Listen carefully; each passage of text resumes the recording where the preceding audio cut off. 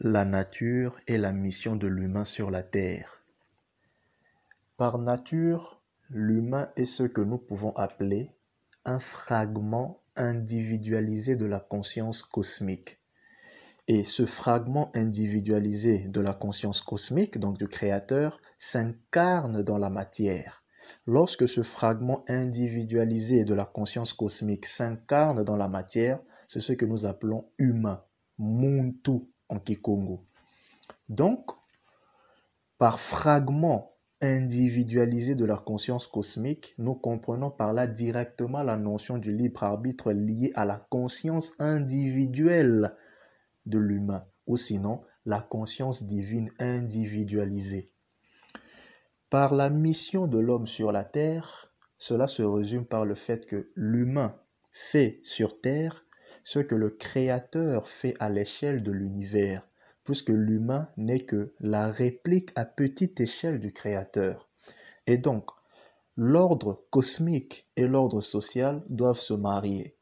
La mission de l'homme est celle-ci, l'expansion et l'entretien de la vie. Par expansion de la vie, nous voyons le Créateur qui met son énergie à disposition de la création afin que les êtres, donc les animaux, les humains, les végétaux, puissent se reproduire sans interruption dans un cycle.